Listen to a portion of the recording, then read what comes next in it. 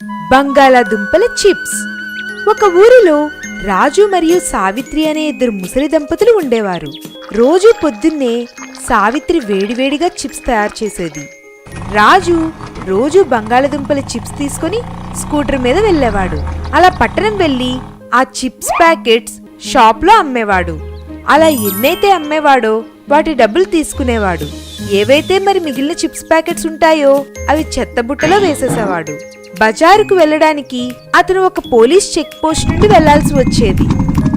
ఆ check post దగ్గర ఉండే పోలీస్ భగవాన్ దాస్ చాలా అత్యాసపరుడు. అతను అందరి వ్యాపారస్తుల దగ్గర లంచం తీసుకుని వాళ్లను వదిలేసేవాడు.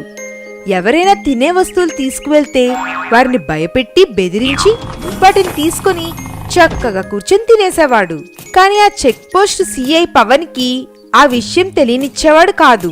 రాజు ఎప్పట్లాగే చిప్స్ ప్యాకెట్స్ పట్టుకుని చెక్ పోస్ట్ దగ్గరికి వెళ్ళాడు. ఈ రోజు కూడా సరుకు ఎక్కువైంది, ఫైన్ కట్టు. దుంపల చిప్స్ ప్యాకెట్స్ ఎలా ఓవర్లోడ్ అవుతాయి? అవి బరువుగా కూడా ఉండవు. నువ్వు రోజు ఇలా ఎందుకు చేస్తావు బాబు? ఎన్ని చిప్స్ ప్యాకెట్స్ కావాలి నీకు? సరే అయితే, నువ్వు ముసలాడివి కాబట్టి నిన్ను వదిలేస్తున్నా. అలా చెప్పిన తర్వాత కూడా అతను 8 చిప్స్ ప్యాకెట్స్ తీసుకుంటాడు. రాజు ఇంకా సావిత్రికి పింటూ అనే ఒక కొడుకు ఉండేవాడు. పింటూ పగలు రాత్రి స్నేహితులతో తిరుగుతూ సినిమాలకు వెళ్తూ మజా చేసుకుంటూ అబద్ధాలు కూడా చెప్పేవాడు. ఒకరోజు రాజుకి ఒంట్లో అస్సలు బాగలేదు. బాబూ, ఇప్పుడు నువ్వు నీ స్నేహితులతో తిరగడం మానేయాలి. ఇక నుంచి నువ్వే షాపుకి వెళ్ళి చిప్స్ ప్యాకెట్స్ అమ్ముకొని రావాలి. మనం పని సరిగ్గా చేసుకోకపోతే తినడానికి భోజనం కూడా దొరకదు.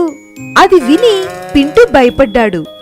అలా అతను వాళ్ళ అమ్మ మాటలు ఒప్పుకుంటాడు. మరుసటి రోజు నుంచి పింటూ పనిలో పడి పట్టణం వెళ్లి చిప్స్ ప్యాకెట్లు అమ్మడం మొదలుపెట్టాడు.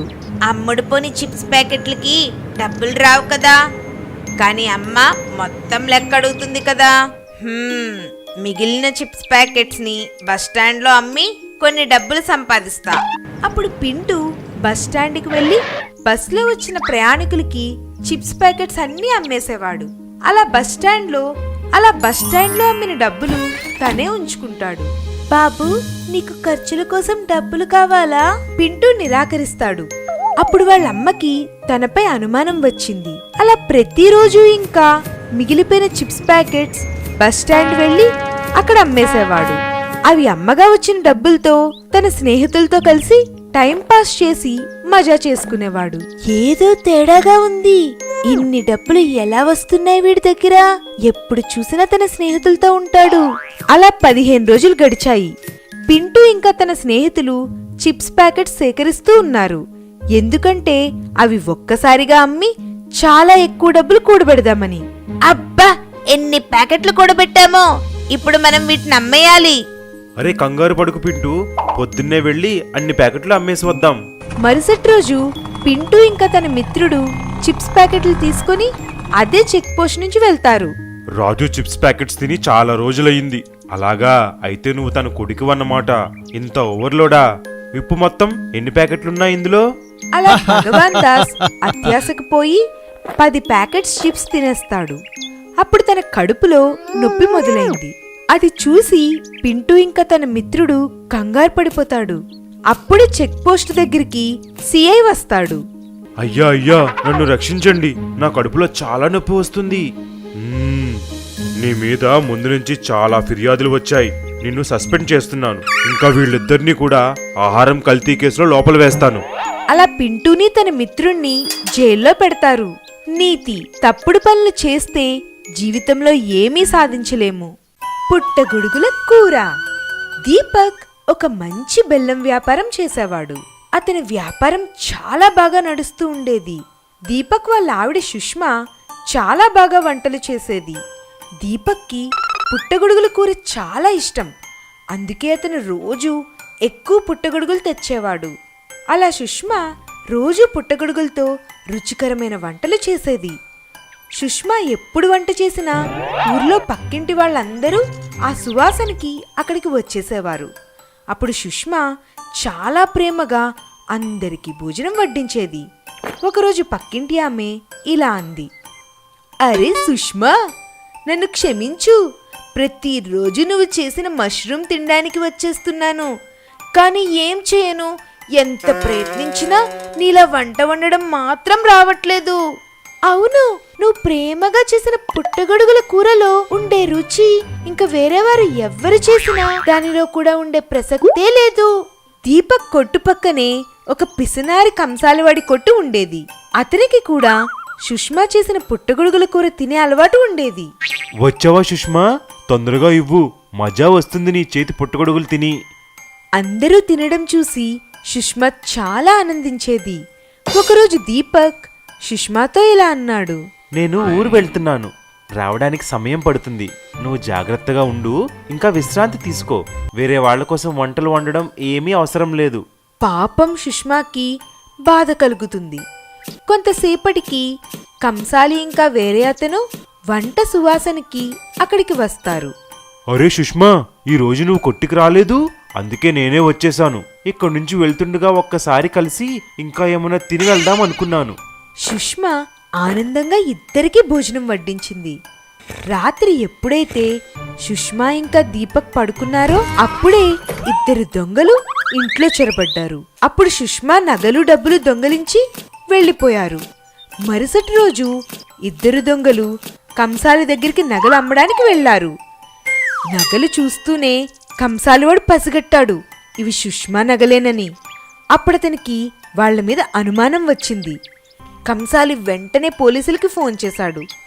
అలా ఇద్దరు దొంగల్ని పట్టించాడు. తర్వాత నగలు తీసుకుని సుష్మా ఇంటికి వెళ్ళాడు. పక్కింటి వాళ్ళందరూ కంగారు పడ్డారు, ఎందుకంటే సుష్మా ఏడుస్తూనే ఉంది. అప్పుడే కంసాలి ఇలా అన్నాడు. అరే ఏడు పాప సుష్మా, ఇదిగో తీసుకో నగలు ఇంకా డబ్బులు. అప్పుడు పోలీస్ దొంగల్ని బాగా తన్నారు. దీపక్కి కూడా తన తప్పు తెలుసుకున్నాడు. నన్ను క్షమించు సుష్మా, నీ మంచి ప్రవర్తన వల్లే ఈ రోజు నీ నగలు డబ్బులు మనకి దక్కాయి. అందుకే అంటానండి, భోజనం పెట్టడం ఎంతో పుణ్యం. నువ్వు సరిగ్గా చెప్పావు సుష్మా, భోజనం పెట్టడం నిజంగానే పుణ్యం. మంచి చేస్తే మంచే జరుగుతుంది. పొగరుబోతు ఎలక్ట్రీషియన్. ఒక ఊరిలో లక్ష్మణ్ అనే ఒక ఎలక్ట్రీషియన్ ఉండేవాడు. అతను చాలా పొగరుబోతు. అదేమో గవర్నమెంట్ ఉద్యోగం. ఇంకా ఊరిలో అతను ఒక్కడే కరెంటు పని చేసేవాడు. ఒకరోజు ఒకతను లక్ష్మణ్తో అడిగాడు. అరే లక్ష్మణ్, మా ఇంట్లో కరెంట్ రావట్లేదు, చాలా ఇబ్బందిగా ఉంది. ఎన్ని రోజుల నుంచి చెప్పాలి నీకు, నువ్వు ఎప్పుడు వస్తున్నావు? అరే నేనేమి చెయ్యాలి, ఊరంతటికి ఒక్కడనే కదా పని చెయ్యాలి. నీకు తెలుసా రోజుకి ఎన్ని ఫిర్యాదులు వస్తాయో? ఉండి ఇప్పుడే చూస్తా. ఈ ట్రాన్స్ఫార్మర్లో కాయిల్ కాలిపోయినట్టుంది. ఒక వారం పడుతుంది పట్టణం నుంచి కాయిల్ తెప్పించడానికి. అదేంటి ఒక్క వారమా? నీ దగ్గర ఇంకో కాయిల్ ఏమీ లేదా? చూడు, క్లారిటీగా చెప్తాను. పని జరగాలంటే 1000 రూపాయలు అవుతుంది. సరే బాబు, ఏదో ఒకటి చెయ్యి. కొన్ని రోజుల తర్వాత ఊరికి ఒక భర్త భార్య ఉండడానికి వస్తారు. ఆటో దిగిన అతను మీటర్ కోసం చూస్తాడు. 200 కదా, తీసుకో. కానీ నేను మిమ్మల్ని మీటర్ మీద తీసుకురాలేదు కదా. నాకు తెలుసు, అందుకే 200 ఇస్తున్నాను. ఇదేంటి సార్, మీలాంటి వాళ్ళని నేను ఇంతవరకు చూడలేదు. మీరు ఇక్కడ కొత్త ఏంటి? అవును, నా పేరు మహేష్. నేను ఒకప్పుడు సైన్యంలో పనిచేశాను. ఈ రోజు నుంచి నేను ఇక్కడే ఉంటాను. ఒకరోజు మహేష్ తన ఇంట్లో టీవీ చూస్తుండగా అనుకోకుండా కరెంటు పోయింది. అదేంటి మళ్ళీ కరెంటు పోయింది? నేను కంప్లైంట్ కూడా ఇచ్చాను, అయినా ఎవ్వరూ రాలేదు ఇంతవరకు. నేను మళ్ళీ ఫిర్యాదు చేయాలేమో. ఆ రోజు సాయంత్రం లక్ష్మణ్ తన సైకిల్ మీద వాళ్ళింటికి వచ్చాడు. అదేంటన్నా, రావడానికి అంత ఆలస్యం ఎందుకు? మీకు తెలుసా మా పరిస్థితి ఇక్కడ ఎలా ఉందో? మీరు ఇక్కడ కొత్త అనుకుంటా, నా గురించి తెలియదు మీకు. కొంచెం ఆలోచించి మాట్లాడండి. అరే అంత కోపం ఎందుకులే, వచ్చాడు కదా అతను, వదిలేయండి బాబు. మా ఆవిడ మాటలు అసలు పట్టించుకోవద్దు. ఇది మాట్లాడే పద్ధతి. మీ ఆయన ఎంత క్లారిటీతో మాట్లాడుతున్నారో. నాకు క్లారిటీతో మాట్లాడడమే చాలా ఇష్టం. దాని తరువాత లక్ష్మణ్ వాళ్ళ ఇంట్లో కరెంటు వైర్లన్నీ తనిఖీ చేశాడు. వైరింగ్లో చిన్న సమస్య ఉంది, మార్చాలనుకుంటా. పట్టణం నుంచి తెప్పిస్తే 10 రోజులు పడుతుంది. మీరు చెప్తే ఇప్పుడే సరిచేస్తాను, కానీ 1000 రూపాయలు అవుతుంది. అలా నువ్వు క్లారిటీతో లంచం అడిగితే ఇస్తాను 1000 రూపాయలు. అరే వాహ్ సార్, మీరు నాకు చాలా బాగా నచ్చారు. కొంచెం మెయిన్ స్విచ్ ఆపండి ఒకసారి, నేను ఇప్పుడే బాగు చేస్తా. మళ్ళీ మీరు ఆన్ చేద్దురు. ఇప్పుడు కొంచెం క్లారిటీతో చెప్పు బాబు, సరిగ్గా ఎంత సమయం పడుతుందో? అరే సార్ ఒక్క 10 నిమిషాలే.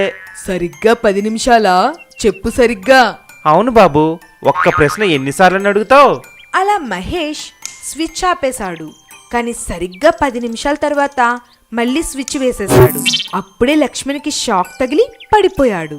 అరే ఏం మనిషి అయ్యా, పని అయిపోయిన తర్వాత స్విచ్ ఆన్ చేయాలి కదా. అరే నేను అడిగాను కదా, క్లారిటీగా చెప్పు ఎన్ని నిమిషాల తర్వాత ఆన్ చేయాలో అని. నువ్వు 10 నిమిషాలు అన్నావు, నేను ఆన్ చేసేసాను. అలా లక్ష్మణ్ కుంటుకుంటూ ఇంటికి వెళ్ళిపోయాడు. నీతి: మనం పొగరుగా ఎవ్వరితోనూ వ్యవహరించకూడదు. Please subscribe.